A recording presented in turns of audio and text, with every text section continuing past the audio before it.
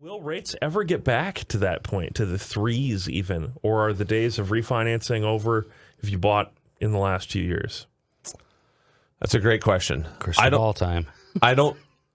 If we see him get back into the 3s, it'll be high 3s and it won't be long lived. Yeah. That's my personal opinion. Will they ever get back into the 2s? I mean, I guess never say never, but in our lifetime, I don't think so. Yeah. Because mortgages have been around. I should say not mortgages, but like basically federally subsidized mortgage. Like when did Fannie and Freddie come into the mix? When did the government come out with Fannie and Freddie? That's what we got to look at because that's what our environment is now. If you look outside of Fannie and Freddie and just look at straight, if the banks made their own rules and this and that, they wouldn't even have 30-year fixed, to be honest with you. They would have all adjustable rates. You could still get a 30-year loan, but your rate's going to be fixed for anywhere between 5 and 10 years. After that, it's going to adjust with the market for the remainder of the loan. That's how banks would want to do it. Now, Fannie and Freddie came in, the government put that up to say, look, we want affordable housing, we want predictable housing, so we will be a buyer of these mortgages, banks that you lend on, so you can do a 30-year fixed at this rate. We will buy those mortgages, so now you have an outlet to sell those, so you don't have to hold the bag on those. And so that's the only reason, really, why we have 30-year fixed rate mortgages in this country is because the government stepped in and they created Fannie and Freddie, and we have that whole bit. Are you looking that up, Evan?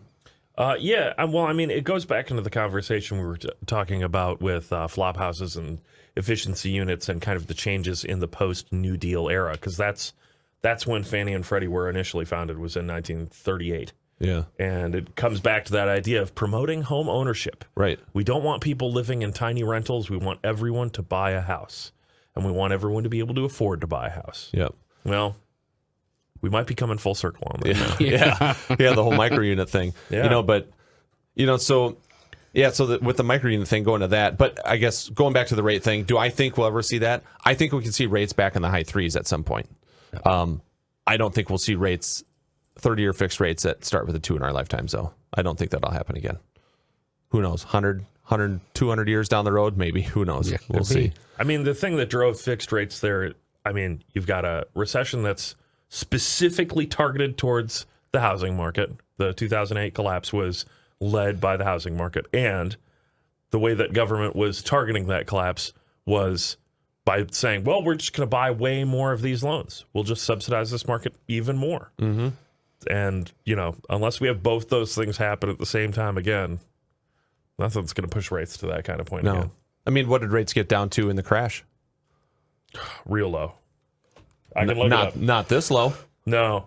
You know what I mean? So look how crazy that crash was that happened in 2006, 2007, 2008, right? And it went all the way, basically 2012 was when it bottomed out. Yep. And when it started crawling back out of there. Even through that whole craziness there, I mean, rates got to... I think 3.25 I had in 2012. For a 30-year? Yep. Okay. You did it, actually. That was that last house we were just in. So they did get that low. Interesting.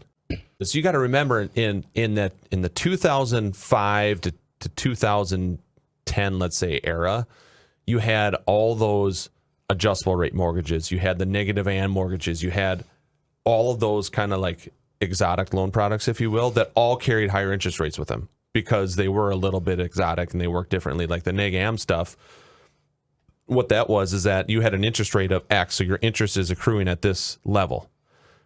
If you want to, you can make a monthly payment at a 1% interest rate, right? So we'll allow you to make this minimum payment that doesn't even pay the interest building up for the month, and it obviously does not pay any principal off either. So your principal balance actually grows versus going down when you make a payment.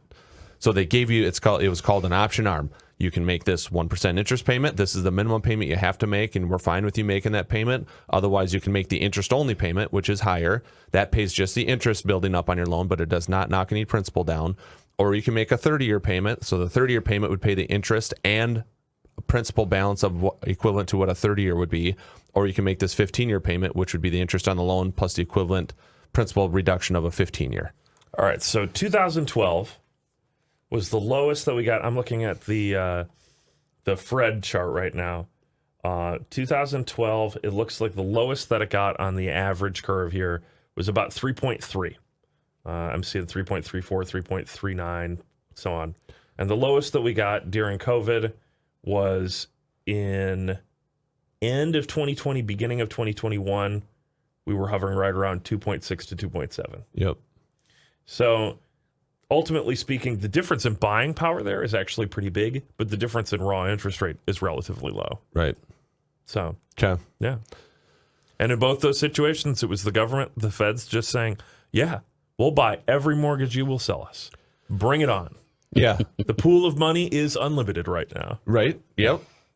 And so that's so going back to the whole Fed thing, right? We're talking about that's how we started going down this rabbit hole was the Feds raise interest rates that caused mortgage rates to go down. So there's two things the Feds can do to affect mortgage interest rates. Number one is they can raise their Fed's funds rate. So the Fed's funds rate is not the mortgage rate. It's basically short-term rates.